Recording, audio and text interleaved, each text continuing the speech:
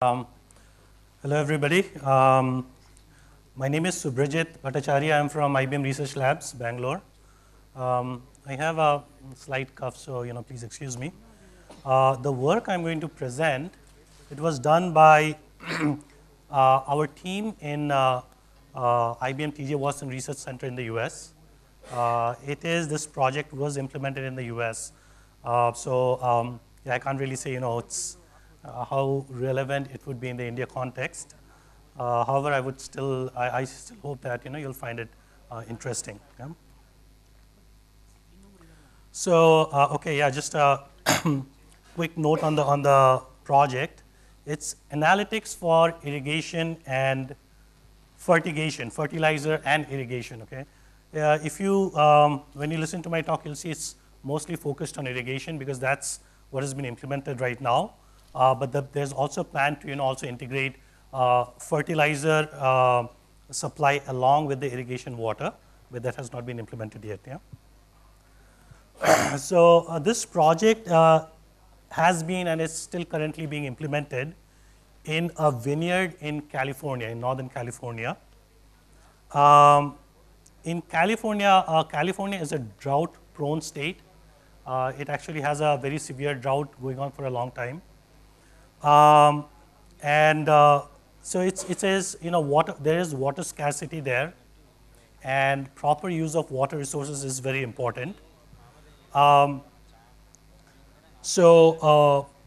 This particular grape vineyard owner, they wanted to see how the water use efficiency could be improved, which means get much higher yields but using less amount of water. Okay, so that was one of the goals that they had.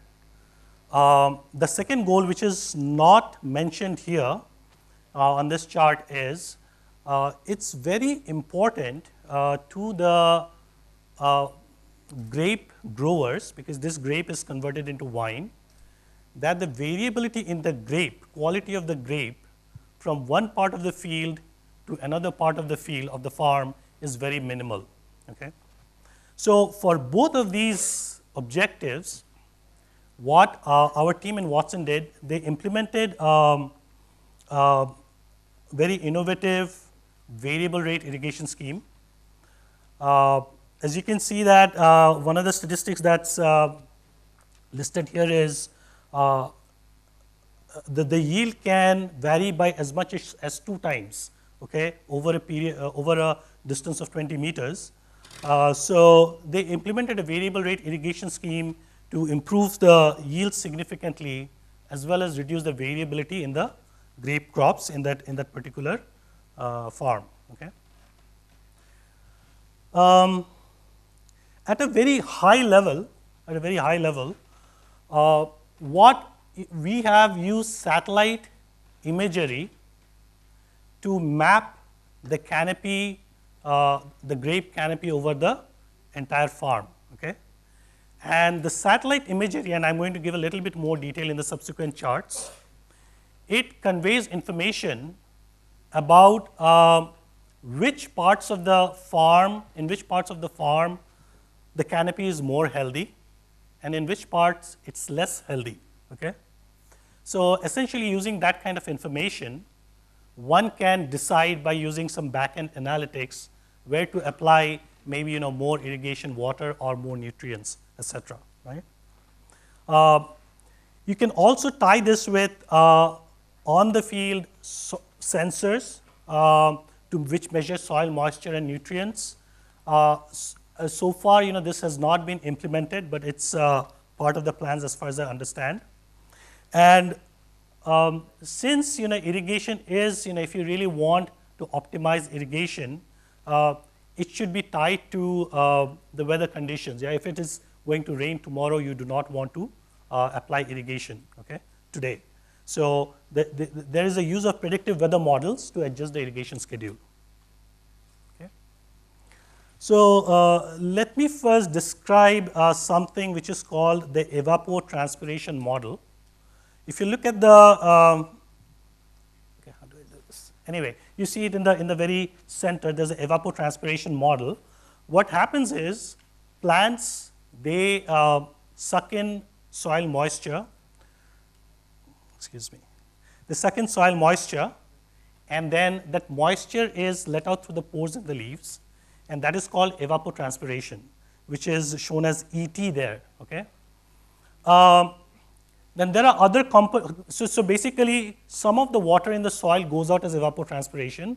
Some of the water in the soil just soaks into the soil, and some of the water directly evaporates from the soil, okay? So all these components determine how much water is being lost from the soil, right? So if you know that, let's say, again, just think about it like this. I have a very high level idea based on looking at the canopy, health of the canopy, that I have some canopy which is growing very well, so it probably does not need so much water. There's another part of my canopy which is not growing as well. It probably needs more water, right? So that's a very high level determination you can do of how much water you need to apply where. Now, based on the weather conditions, based on the soil conditions, you can also compute how much, if it's a hot day, more water is going to evaporate, right? So it's not only how much water you need to add, but how much additional because of evapotranspiration or evaporation happening, right? So you tie the two together to decide how much water to apply to the fields, okay?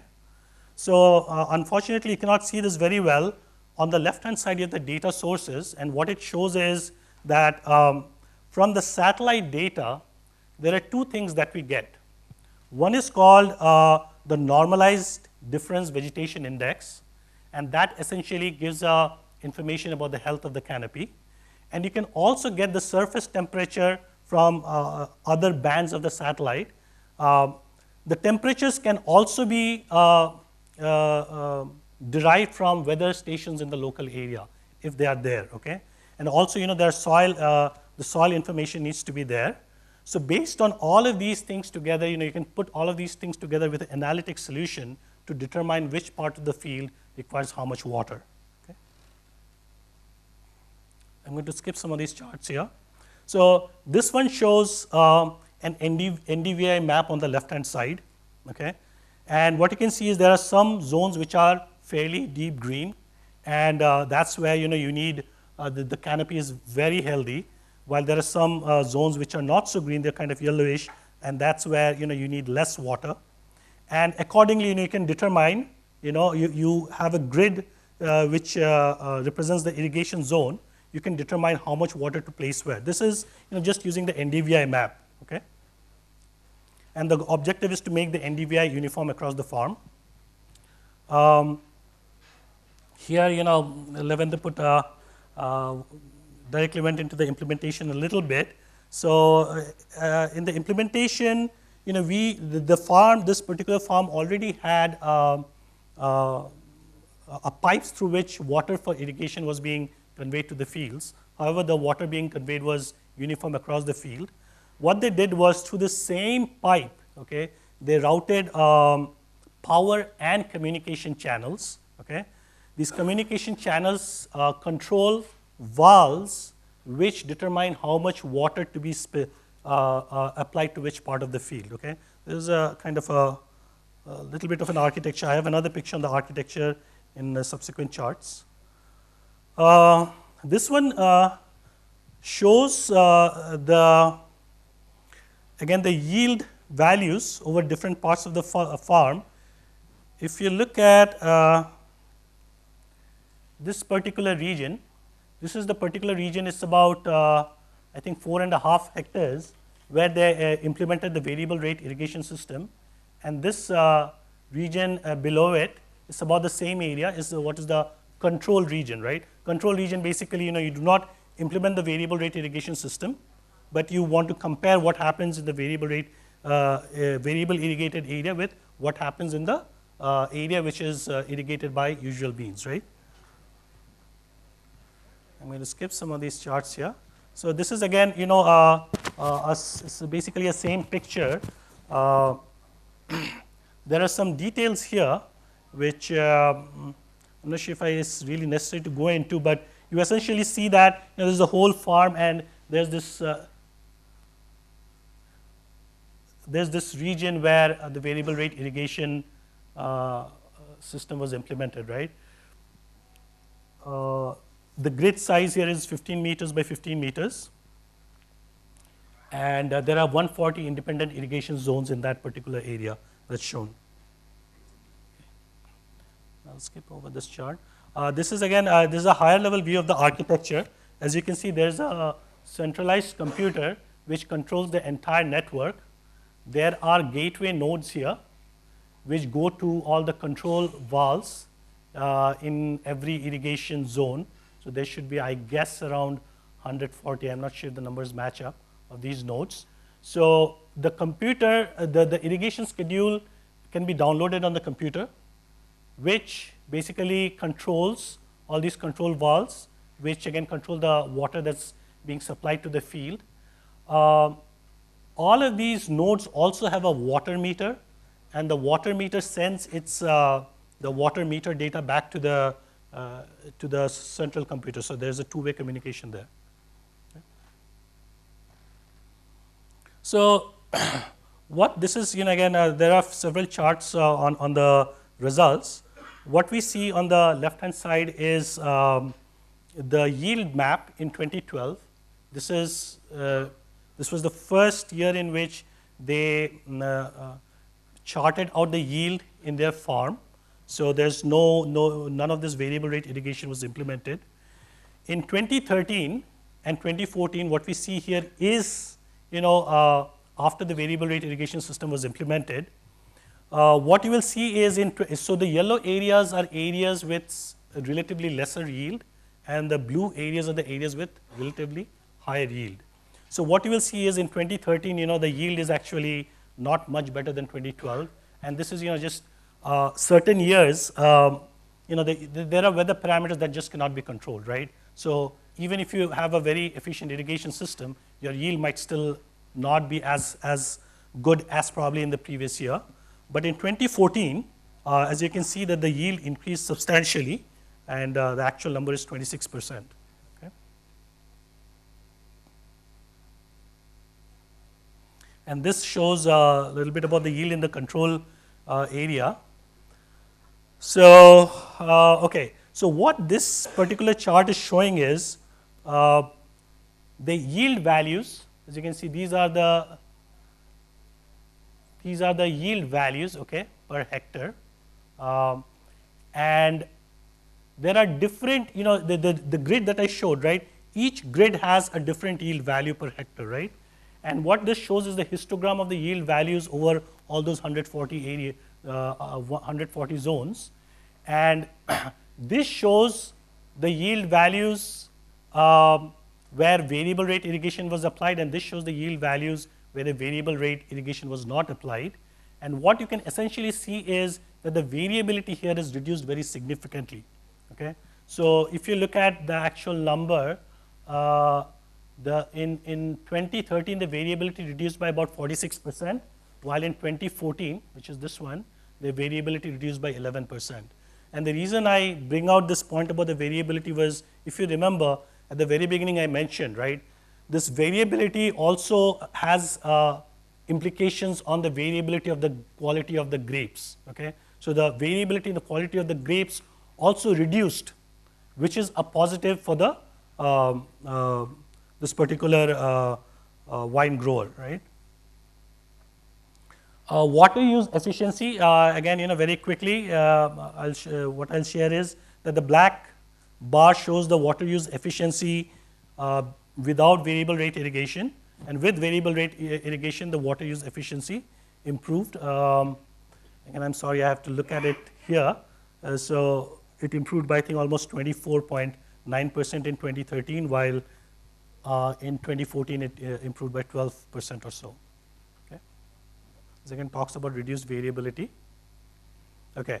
So there's also a question about what is the return on investment, right? So a system like this would be fairly expensive, and there are various parameters that one has to look at.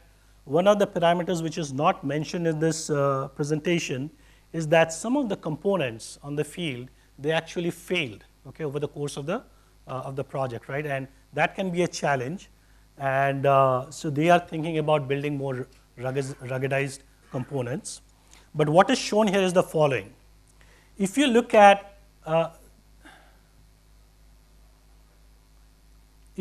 this chart here, this is the baseline yield number. And as if you go from left to right, the resolution is in feet is increasing. What it means is that your grid size is your grids are becoming bigger, right? If your grids are becoming bigger, that means you have less control. Okay, you apply the same water on a much larger area. If the grid is smaller, then you can have much more finer grain control. So here, when you have more finer grain control, the increase in yield is much higher. As the control reduces, your yield also reduces, right? So you would say that, hey, maybe this is the best thing, right? Because this is where I'm getting the highest yield. But here the cost of the system is very high, right? Because you need to have many more control nodes, and the network becomes much more expensive. So what this shows here is the return on investment, right? So at this particular resolution, they found that the return on investment was the I hope I got this right. Well, maybe it was highest here, maybe. Sorry?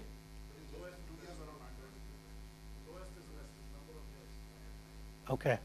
So, yeah, okay, great, thank you. So they did look at the ROI aspect also. So I think that's pretty much it. So they have another year of this project remaining, right? Because this requires multiple iterations to fine grain it, and there's a plan to increase it to a much larger area. And in conclusion, data-driven precision agriculture, if it is cost effective, it obviously is a great thing to have. There's a lot of control that it can provide, and at least in this case, we think that there's a lot of benefit to it. Okay, in very short, okay, there are our other labs are also looking at how we can apply technology to agriculture. Watson Labs, I think they have the best demonstrable solution at this point, but there are a few other labs also which are looking at it, and we would also, if possible, we would also like to contribute with technology in the field of agriculture. Right? So that's all I have.